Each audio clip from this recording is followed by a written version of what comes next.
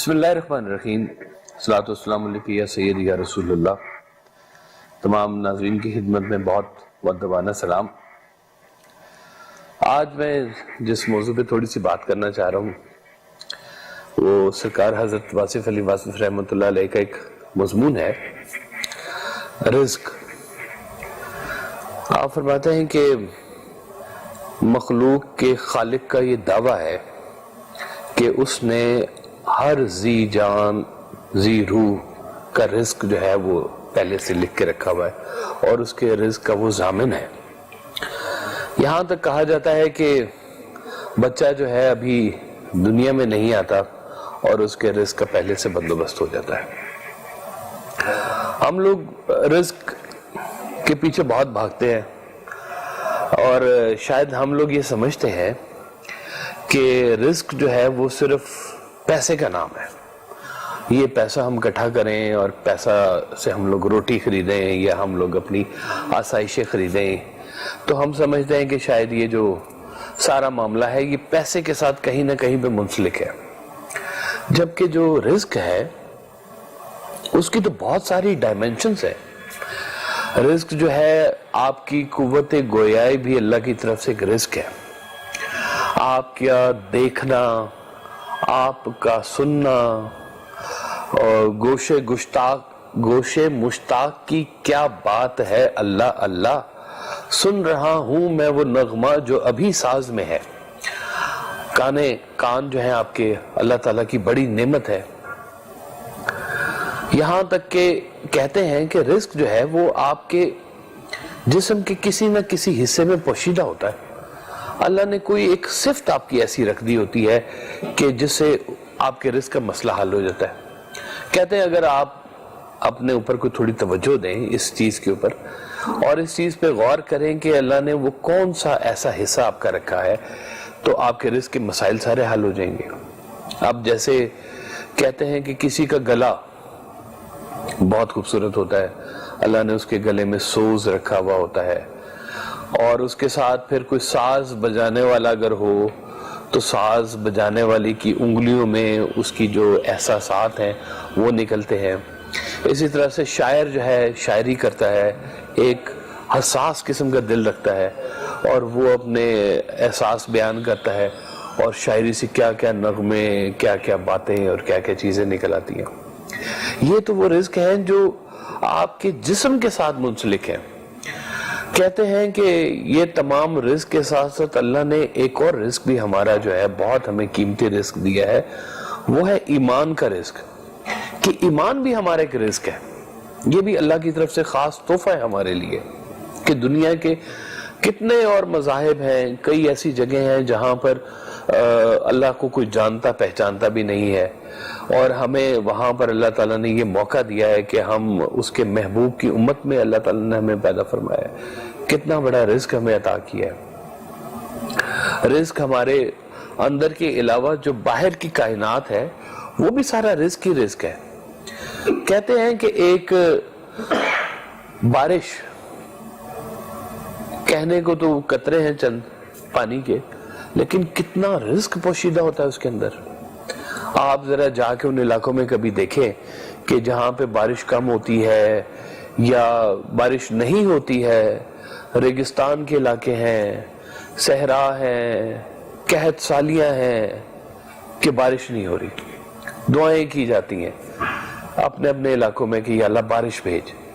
بارش اپنے ساتھ کتنا رزق لے کے آتا ہے۔ بارش کھیتوں میں جب بارش ہوتی ہے تو اناج اگتا ہے، گندم اگتی ہے، پھل پھول، یہ سب بارش کے کرشمے ہیں۔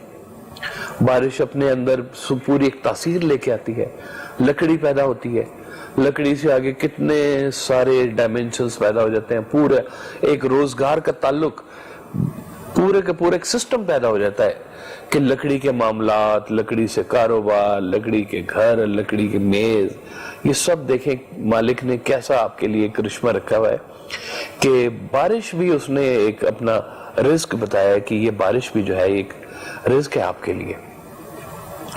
اب رزق آپ ڈھونڈنے نکلتے ہیں اور یہ اگر جب آپ طے بھی کر لیتے ہیں کہ یہ ہمارا رازق ہے اور اس نے ہمارے لیے رزق بھی لکھ کے رکھا ہوا ہے. سرکار حضرت واصف علی واصف رحمۃ اللہ علیہ فرماتے ہیں کہ دیکھو جتنی محنت تم رزق حاصل کرنے میں لگاتے ہو اس سے کم محنت میں تو رازق خود مل جاتا ہے.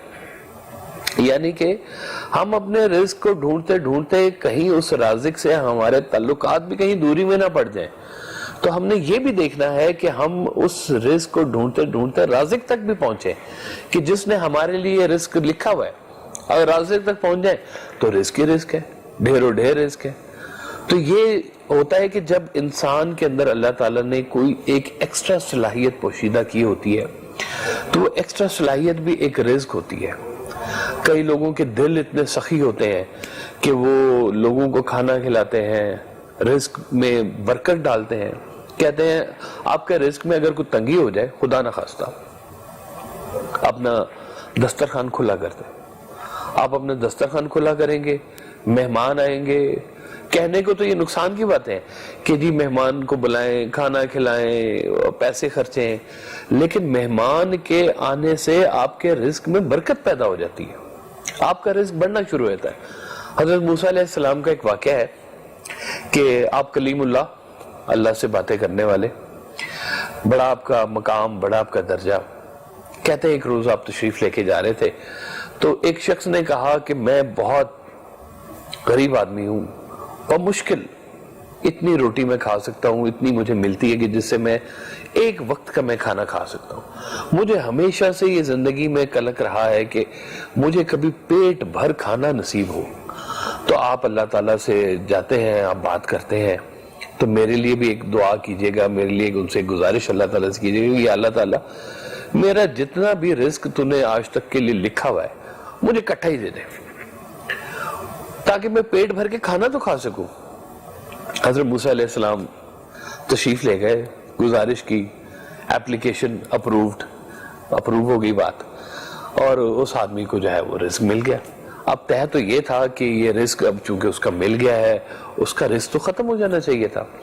کہتے ہیں 1 سال کے بعد آپ کا دوبارہ اس جگہ سے کہیں سے گزر ہوا تو دیکھا کہ اس شخص کے گھر کے باہر تو جناب وہ میلہ سا ایک لگا ہوا ہے, اور لوگ بیٹھے ہوئے ہیں اور کھانے پک رہے ہیں اور کھانے کھا رہے ہیں, اور وہ صاحب بیچ میں جو ہے وہ جن کو پیٹ بھر کے کھانا ایک دفعہ جو نہیں ملتا تھا وہ بیچ میں براجمان ہو کے بیٹھے ہوئے, سچ کے بیٹھے ہوئے. حضرت موسیٰ علیہ السلام نے کہا کہ تمہارا تو سارا رزق تمہیں اکٹھا نہیں مل گیا تھا؟ اس نے کہا جی بالکل, مجھے سارا رزق میرا اکٹھا مل گیا تھا جتنا میرے نصیب میں تھا. تو حضرت موسیٰ نے کہا کہ پھر یہ کیا ہے کہ یہ رزق کہاں سے آ رہا ہے؟ تو انہوں نے کہا جی پتہ نہیں, میں نے تو جتنا میرے پاس کھانا آیا تھا میں نے سارا پیٹ بھر کے کھانا کھا لیا. اب میرے پاس کھانا بچ گیا تھا, میں کیا کرتا؟ میں نے کچھ مہمانوں کو بلایا اور کہا کہ بھئی آپ بھی آؤ, شامل ہو جائے اس رزق کے بیچ میں, اب یہ تو پھر خراب ہو جائے گا, تو آپ لوگ بھی کھانا کھا لو کیونکہ میرا رزق اس کے بعد ختم ہو جانا ہے. تو کہتے ہیں میں نے ان کو بلایا, ان کو میں نے کھانا کھلانا شروع کر دیا. کھانا کھلانے سے میرے رزق میں اضافہ ہوتا گیا, اور اتنا اضافہ ہوتا گیا مجھے پتہ چل گیا اس فارمولے کا کہ اپنے رزق میں لوگوں کو شامل اگر کر لیا جائے تو آپ کا رزق بڑھ جاتا ہے. یہ بہت قیمتی بات ہے کہ آپ اپنے رزق میں ان لوگوں کو شامل کریں جن کے پاس یہ چیز کم ہے. یہ رمضان شریف بڑا اچھا موقع ہوتا ہے کہ ہمارے جو جذبات ہیں وہ بھی اس طرف مائل ہوتے ہیں کہ ہم افطاریاں کریں, بھوکوں کو کھانا کھلائیں, ان تک پہنچائیں, زکوٰۃ نکالیں, سخاوت کریں, اللہ کی راہ میں مدد کریں. یہ سب باتیں جو ہیں ہمیں رمضان شریف میں بہت زیادہ ہمارے اندر اجاگر ہو رہی ہوتی ہیں. اس کو قائم رکھیں تاکہ یہ آئندہ دنوں میں بھی یہ آپ کے ساتھ منسلک رہے یہ بات. تو روٹی ہے بہت قیمتی چیز. مجھے یاد آ گیا حضرت بابا فرید گنج شکر, آپ نا اکثر ایک جملہ کہا کرتے تھے کہ 5 رکن اسلام دے 6واں فریدہ ٹک. ٹک مطلب ٹکر روٹی ہے. 5 رکن اسلام دے 6واں فریدہ ٹک, جے نہ ملے 6واں تے 5 جاندے مک. تو یہ آپ اکثر کہا کرتے تھے. تو اس وقت کا جو وہ کوتوالے شہر تھا وہ بہت دینی قسم کا تھا, اور وہ بابا صاحب سے نا ان کی ان باتوں پہ تھوڑا سا اختلاف رکھتا تھا کہ بابا صاحب 5 رکن آئے ہوئے اسلام نے, آپ نے ایسی 6واں رکن بیچ میں شامل کر لیا ہے, تو غیر شرعی سی یہ بات لگتی ہے. تو بابا صاحب کہتے تھے کہ تم ابھی نہیں سمجھتے یہ بڑا ضروری رکن ہے اسلام کا کہ اس کے ساتھ بھی آپ کی بڑی چیزیں منسلک ہوتی ہیں. تو کہتے ہیں کہ وہ کچھ عرصے بعد جو تھا وہ کوتوال شہر اس کو جانا پڑا حج کے لیے. یہ وہ دور ہے کہ جس دور میں آج سے لگا لیں آپ 700-800 سال پہلے کی بات ہو رہی ہے, 500-600 سال پہلے کی بات ہو رہی ہے کہ اس دور میں حج کرنا ایسے بڑا مشکل کام ہوا کرتا تھا. لوگ جو تھے وہ ایک دوسرے سے معافیاں مانگ کے اور اپنے ادھار چکا کے کہ پتہ نہیں یا قسمت یا نصیب ہماری واپسی ہوگی یا نہیں ہوگی, مشکل سفر ہے, دور کا سفر ہے, کٹھن سفر ہے, تو پتہ نہیں کیسے ہو گئے معاملات, تو ہم اپنا حساب کتاب فارغ کر کے ہی جائیں یہاں سے. تو وہ کوتوال شہر جو تھا وہ بھی بابا صاحب سے ملنے کے لیے آیا کہ میں حج پہ جا رہا ہوں تو دعا آپ سے لینی ہے. تو بابا صاحب نے پھر اس کو کہا کہ دیکھ لے 5 رکن اسلام دے, 6واں فریدہ ٹک, جے نہ ملے 6واں تے 5 جانے مک. تو کوتوال شہر نے کہا کہ بابا صاحب پھر آپ وہی باتیں کر رہے ہیں. تو آپ نے کہا خیر ہے کوئی بات نہیں, تم یہ بات سن لو اور بس جاؤ حج پہ اپنا کرو. وہ شخص چلا گیا حج پہ, حج سے واپس آ رہا تھا, قافلے کی شکل تھی, اونٹوں کے اوپر سفر ہوا کرتے تھے سارے کے سارے. تو واپسی پر ریگستان میں سے گزرتے ہوئے بہت سخت ایک طوفان آیا اور وہ طوفان سے سارا قافلہ تتر بتر ہو گیا, ادھر ادھر نکل گیا. اور وہ جب طوفان تھما تو وہ کوتوال شہر صاحب اکیلے ریگستان میں کہیں کھڑے تھے. ریگستان میں اب آپ کو پتا ہے کہ وہ ڈائمنشنز نظر نہیں آتی, آپ کسی بھی ٹیلے پہ کھڑے ہو جاتے, ہر طرف ریت ہی ریت اور ایک اور ٹیلا, ٹیلے کے پیچھے پھر ٹیلا, مطلب یو گیٹ لاسٹ. آپ کو پتہ نہیں چلتا کہ کہاں پہ آپ کھڑے ہوئے اور کیسے کھڑے ہوئے, جب تک کہ آپ کو وہ ستاروں کے علم نہ آتے ہوں. اور وہ ریگستان میں سفر کرنے والے جو لوگ ہیں وہ اکثر رات کو سفر کرتے ہیں, ستاروں کی جو ہے وہ ڈائمنشنز لے کے اور اس کے ساتھ قطبی ستارے کے ساتھ سفر کرتے ہیں وہ. تو وہ جو صاحب تھے وہ جناب 2-3-4 روز وہ پھرتے رہے, انہیں کوئی رستہ ہی نہ نظر آیا, بھوک اور پیاس سے بالکل نڈھال ہو گئے, مرنے کے قریب ہو گئے. تو کہتے ہیں اتنے میں نہ ایک شخص اس کو گھوڑے پہ نظر آیا, اور وہ جب شخص قریب آیا تو اس کے پاس وہ چھاگل بھی تھی پانی والی اور اس کے پاس وہ روٹی بھی تھی. تو وہ کوتوال شہر نے کہا کہ جی خدا کے لیے مجھے کچھ پانی پلا دیں, مجھے کچھ روٹی دے دیں, میں تو مرنے والا ہوں. تو گھڑ سوار نے کہا کہ بھئی میں تمہیں دے دوں تو اس کے عوض میں تم مجھے کیا دو گے؟ تو کوتوال شہر نے کہا کہ جی میں تو لٹا پٹا سے انسان ہوں, میرے پاس تو کچھ نہیں ہے, حج کر کے آ رہا ہوں, آپ ایک کام کریں, آپ میرے نا حج کا ثواب بھی لے لیں. انہوں نے کہا اور کچھ؟ انہوں نے کہا جی میں اور کیا دوں, آج تک میں نے جتنی بھی نیکیاں کی ہیں ان نیکیوں کا ثواب بھی آپ لے لیں, وہ سارے کی ساری چیزیں آپ لے لیں, خدا کے لیے مجھے کھانا دے دیں اور مجھے پانی پلا دیں. تو اس صاحب نے جو گھڑ سوار تھے انہوں نے نا ایک وہ چمڑے کا جو اس وقت لکھا کرتے ہیں رکا, وہ نکالا اور اس کے اوپر وہ تحریر لکھی اور کہا کہ بھئی اس کے نیچے اپنے سائن کرو کہ یہ سارے ثواب تم نے مجھے دینی ہے. تو وہ سائن اس نے کر دیا اور گھڑ سوار نے اس کو پانی بھی دیا, اس کو کھانا بھی کھلایا اور رستہ بھی بتایا کہ اس رخ پہ تم چلتے جاؤ گے تو 1 دن کی 8 دن کی مسافت کے اوپر تمہیں ساحل سمندر بھی مل جائے گا. اس نے شکریہ کیا, کچھ خوراک ساتھ میں لی اور پہنچ گیا ساحل پہ. ساحل پہ پہنچا تو وہ سفر بھی ہو گیا, واپس آ گیا.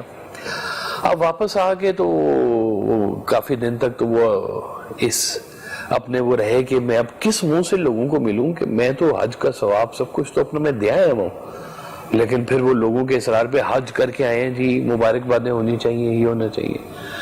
تو وہ اپنے مشیروں کے ساتھ جو تھے وہ بابا صاحب کو پھر ملنے کے لیے گئے کوتوال شہر. کوتوال شہر جیسے پہنچے بابا صاحب نے کہا کہ آپ حج کر آئے ہیں, آپ کو بہت مبارک ہو. تو بابا صاحب نے پھر وہی بات کی کہ 5 رکن اسلام دے 6واں فریدہ ٹک, جے نہ ملے 6واں تے 5 جاندے وہ. ان کے بابا صاحب آپ نے پھر وہی بات شروع کر دی ہے. تو بابا صاحب حضرت بابا فرید گنج شکر رحمۃ اللہ علیہ اس کوتوال شہر کو لے کے نا اندر گئے. اندر جا کے تو انہوں نے نا وہ جو چمڑے کا جس کے اوپر اس کے دستخط ہے نا وہ نکال کے دکھا دے. ان کا دیکھو کہ یہ تو تم جو ہے نا روٹی کے پیچھے تو تم اپنا سارے ثواب, حج کا ثواب اور آج تک جتنے تم نے ثواب کیا وہ تک تم دے کے آگے ہو.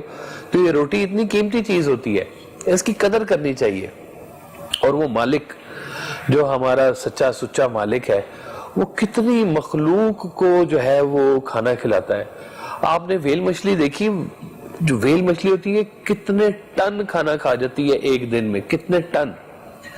حضرت سلیمان علیہ السلام کا واقعہ ہے کہ انہوں نے اللہ تعالیٰ سے گزارش کی کہ جی یا اللہ جتنی مخلوق تو نے میرے تابع کی ہے, وہ جنات کی سرداری تھی آپ کے پاس, پرندوں کی بولیاں تھی آپ کے پاس, تو بڑی ایک رینج تھی جس کے اوپر آپ حکمرانی کرتے تھے.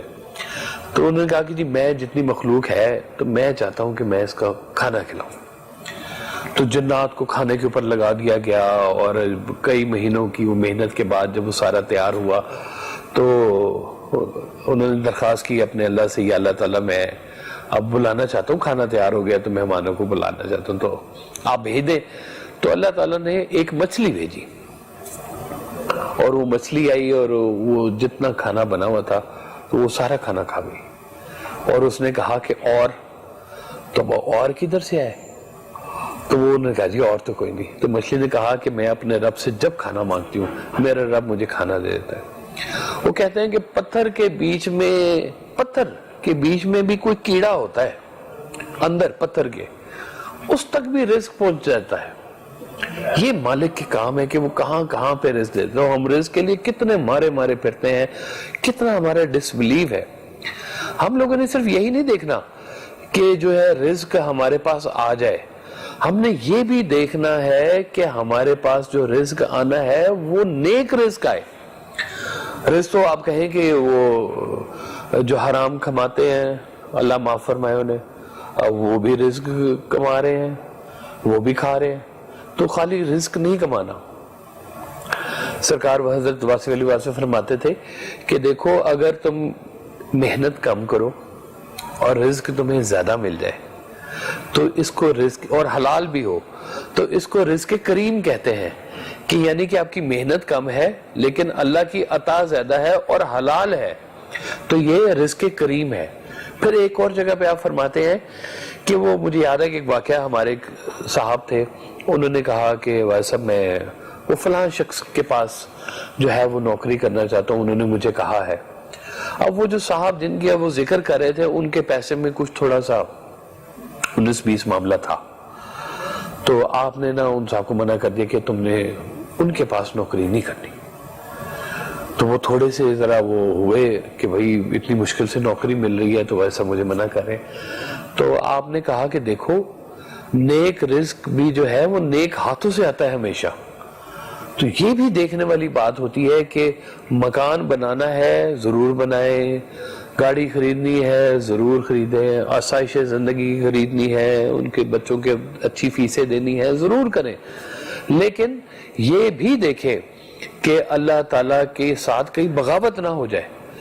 اور یہ بھی دیکھیں کہ رزق جو ہے وہ آپ کا حلال ہونا چاہیے, کیونکہ مالک جب کوئی چیز آپ کو ایکسیس دے رہا ہوتا ہے تو اس چیز کا حساب بھی آپ سے ایکسیس لیا جاتا ہے. ایک بادشاہ اگر بادشاہت کے جو ہے وہ اوپر فائز ہوا ہے تو اس سے سب سے پہلے رعایا کے بارے میں پوچھا جائے گا. یہ نہیں پوچھا جائے گا کہ سب سے پہلے کہ تم نے نمازیں کتنی پڑھی تھی, سب سے پہلے اس چیز کا پوچھا جائے گا کہ یہ بھی ایک رزق ہے جو ہم نے تمہیں پاور دی, ہم نے تمہیں لوگوں کے اوپر حکمران بنایا, تو اب تم لوگوں کے اوپر جب حکمران تھے تو تم نے اپنی رعایا کے ساتھ کیا سلوک کیا. تو یہ بھی بہت ایک ضروری بات ہے کہ جب مالک, یہ بھی کہ رزق کی شکل ہے کہ عزت جو اللہ تعالیٰ کی طرف سے آپ کو ملے وہ بھی ایک رزق ہے. تو ہم نے یہ بھی غور کرنا ہے کہ جو مالک ہمیں استطاعت دیتا ہے, اگر کسی کا گلا اچھا ہے تو اس گلے سے حمد و ثنا کرتا ہے یا لوگوں کی دلجوئی کرتا ہے, ان کو خوش کرتا ہے, تو یہ بھی ایک ہے. اگر خیال اچھا مالک دے دے, اس خیال سے آپ نے لوگوں کی کتنی لوگوں کی زندگیاں تبدیل کی ہیں. آج میں بیٹھا ہوں یہاں پہ آپ کے سامنے, تو میں حضرت واصف علی واصف رحمۃ اللہ کی باتیں ہی ہیں جو آپ کے سامنے جو ہے وہ آپ تک پیش کر رہا ہوں. تو انہوں نے کتنا کام کیا اپنی زندگی میں, اور آج تک کے لوگ اس رزق سے اپنی زندگیاں بہتر کر رہے ہیں. اس رزق سے جو ہے وہ لوگوں کی زندگیاں, آنے والے دنوں کی زندگیاں بہتر ہو رہی ہیں. تو اللہ تعالیٰ جو ہے ہمیں ایسے رزق سے نوازے کہ جو رزق حلال بھی ہو, ہمارے لیے مفید بھی ہو, اور آنے والی نسلوں کے لیے بھی مفید ہو. اور آپ بھی کوشش کریں اور دعا کریں کہ یا اللہ تعالیٰ ہمیں ایسے رزق کے ساتھ منسلک رکھے. اللہ آپ سب کو سلامت رکھے, اللہ آپ سب کو آباد رکھے.